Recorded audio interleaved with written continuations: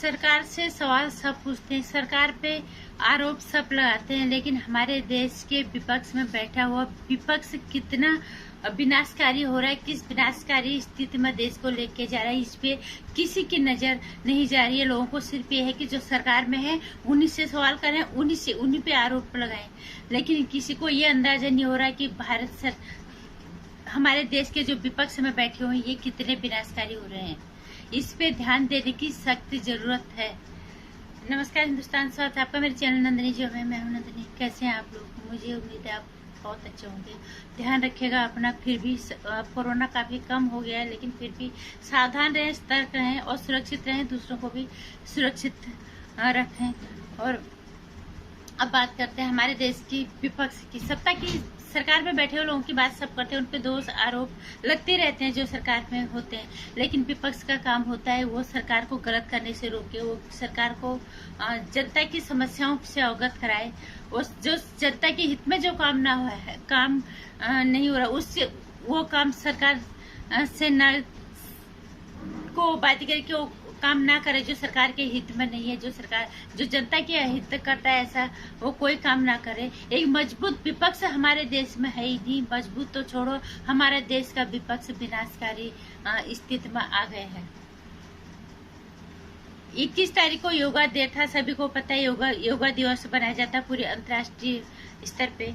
उस दिन क्या हुआ, राहुल गांधी ने तो खैर अपना ट्वीट जो किया ही कि ये योगा दिवस नहीं है, इसके पीछे अपनी कमियों को, नाकामियों को छुपाने का बहाना है सरकार का। इस तरह का कुछ उनका ट्वीट था। यही उनका कहने का मतलब हैशटैग लगा रखा था उन्होंने। लेकिन मैं राहुल गांधी से पूछना चाहूंगी कि वो एक जिम्मेदार विपक्ष की जिम्मेदारी कहाँ निभा पा रहे हैं। खुद तो वो जिस तरह की बयान देते हैं वो सभी को पता है, और उनके नेता किस तरह का बयान दे रहे हैं।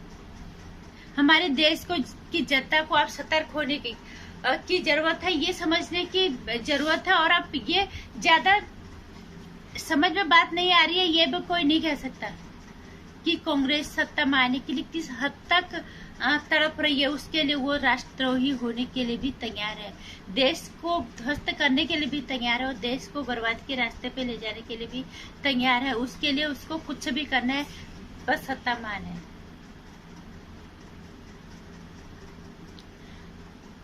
पहली बात, मैंने कल जो राहुल गांधी का कहना है कि योगा दिवस अपनी नाकामियों को छुपाने का एक बहाना है, इस तरह का कुछ उनका था। लेकिन पहली चीज तो मैं कहूंगी कि राहुल गांधी को ये योगा दिवस अभी इसी साल से बनना शुरू नहीं हुआ है, इसको काफी साल हो गए अंतर्राष्ट्रीय स्तर पे जो ये योगा दिवस मनाया जाता है। और दूसरी बात, राहुल गांधी के बयान इस तरह के हैं कि अपनी नाकामियों को छुपाने के लिए जो है सत्ता पक्ष ये सब काम कर रही है। खुद वो जो कर रहा है। दूसरी बात, इनके जो पक्ष की जो महिलाएं हैं वो डिबेट में जाके इस हद तक बदतमीजी करते हैं कि इनके समर्थक उस बदतमीजी को नाम देते हैं कि सत्ता पक्ष के जो दूसरे पक्ष के डिबेट में लोग जाते हैं बीजेपी वाले, उनसे डर रहे हैं। एक महिला की बदतमीजी को तुम बढ़ावा दे रहे हो। डिबेट की तरह से करो। जब तुम्हारी महिला प्रवक्ता है गाली गलौज पे उतर आते हैं और उस पे आप सीना चौड़ा करते हो, तो फिर इस देश में किस तरह से आप कह सकते हो कि हम इस देश के नेता हैं। और सबसे बड़ी बेहद और शर्मनाक बात, दिग्विजय सिंह का बयान इससे ज्यादा शर्मनाक, इससे ज्यादा विस्फोटक और विनाशकारी और क्या हो सकता है। दिग्विजय सिंह ने कुछ दिन पहले कहा था कि अगर हमारी सरकार सत्ता में आती है तो हम 370 को वापस लाएंगे। कोई सोच सकता है, और मुझे नहीं लगता, भले ही बीजेपी को पसंद लोग कम करते हो, कुछ लोग उन्हें पसंद नहीं करते, और जो लोग बीजेपी को पसंद नहीं भी करती है वो लोग भी जो बीजेपी के समर्थक नहीं है, जो उन्हें नहीं पसंद करते हैं, वो भी कभी नहीं चाहेंगे, जो राष्ट्रभक्त होगा असली, वो 370 को वापस लाना कभी नहीं चाहेंगे। अगर इस देश में आज इस बारे में चुनाव पोल कराया जाए कि क्या आप 370 को इस देश फिर से वापस लाना चाहते हो, लोग कांग्रेसियों को जूता मार के इस देश से बाहर निकालना पसंद करेंगे। 370 को वापस लाने का मतलब इन्हें पता है। इसी कांग्रेस की देन है 370। इतने जद्दोजहद, इतनी मेहनत के बाद इतने लोगों ने पोस्ट डाले। जब भारतीय जनता पार्टी सत्ता में आई तब हमें ये तोहफा मिला कि कश्मीर हमारा है तो हमारा ही रहे, और वहां पे हमारे देश के बच्चे आतंक के राह चल रहे थे। और उसी 370 को, और वो कश्मीर जो हमारे देश का हिस्सा है, वहाँ अलग झंडा, वहाँ अलग विधान, अलग निशान, एक देश के अंदर। कोई नहीं चाहेगा, जो सच में राष्ट्रभक्त होगा वो कश्मीर में 370 कभी वापस नहीं चाहेगा। ये इससे बड़ा विनाशक बयान और शर्मनाक बयान क्या हो सकता है। दिग्विजय सिंह जैसे नेताओं को तो डूब मर जाना चाहिए, लेकिन ये डूब नहीं मरते। ये अपनी करतूतों से देशद्रोही रास्ते पे चल रहे हैं कि चाहे देशद्रोही बन जाए, इन्हें सत्ता चाहिए। और उसके बाद ये देशद्रोही तो है ही, ये हिंदू विरोधी भी है, ये राष्ट्र विरोधी है, ये हिंदू विरोधी है। ये साबित हो गया एक बार नहीं कई दफे। और योगा दिवस के दिन इनका अभिषेक मनु सिंघवी जो इनके प्रवक्ता हैं, उनका कहना है कि हम अगर ओम की जगह अल्लाह बोले तो क्या चला जाएगा।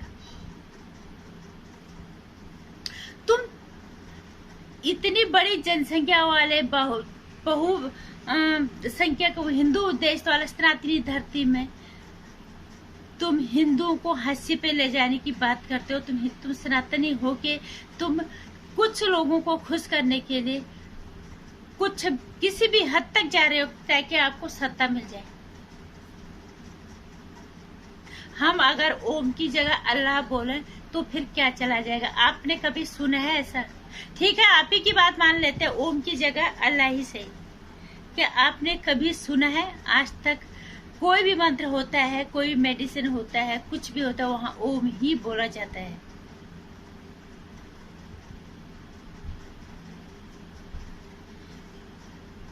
इतने शर्मनाक, इतनी बीमार मानसिकता वाले लोग और इतने देशद्रोही मानसिकता के वाले सोच वाले लोग हमारे देश के विपक्ष में बैठे हुए हैं। और हमारे देश के लोग, कुछ लोग जो कांग्रेस को वापस सत्ता में लाने की जद्दोजहद में लगे हुए दिन रात, उन लोगों को भी शर्म आनी चाहिए।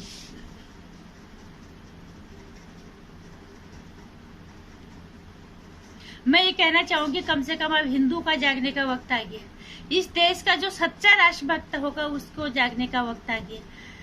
हमारे देश का विपक्ष बहुत ही बड़ा विस्फोटक और विनाशक स्थिति की ओर हमारे देश को ले जा रहा है। ये हमारे देश के अंदर गृह युद्ध कराने की स्थिति में आ गया है। मैं मानती हूँ सत्ता में बैठे लोग दूध के धुले हुए नहीं है, लेकिन विकल्प क्या है? विकल्प क्या है? फिर वही सवाल आता है हर बार, अगर मोदी नहीं तो फिर विकल्प क्या है? ऐसे देशद्रोही सत्ता में आते ही 370 वापस ले आएंगे। सत्ता में आते ही हम ओम को बदल के अल्लाह कर देंगे। तुम हिंदू विरोधी भी हो, तुम राष्ट्र विरोधी भी हो। इतना विनाशकारी और इतना देशद्रोही विपक्ष मुझे नहीं लगता दुनिया के किसी कोने में होगा। तो ऐसे विपक्ष का बहिष्कार बहुत जरूरी है। जरूरत है अब हिंदुस्तानी को जागने की, जरूरत है अब राष्ट्रभक्तों को जागने की। इनकी भी सोच कितनी विनाशकारी है, इन्हें रोकना बहुत जरूरी है। हम हर बार सोचते हैं कि शायद कांग्रेसी कुछ समझेंगे, कुछ संभलेंगे, कुछ अच्छा करेंगे, कम से कम एक मजबूत विपक्ष के तौर पे उभरेंगे। लेकिन नहीं, ये मजबूत देशद्रोही, राष्ट्रद्रोही के रूप में उभर रहे हैं ताकि ये देश को और भी ध्वस्त करने के रास्ते पे ले जाए। और ये देशद्रोही हो चुके हैं, क्योंकि ये इस तरह के बयानबाजी देशद्रोही के ही होते हैं। 370 वापस लाने बयान कौन दे सकता है? एक राष्ट्रभक्त कभी 370 को वापस लाने की बात नहीं करेगा, कभी भी नहीं। अगर आप आज की डेट में पोल करवाते हो तो लोग इन्हें जूता मार के बाहर करने की बात करेंगे। 370 को वापस लाने का मतलब बहुत अच्छे से लोग समझते हैं।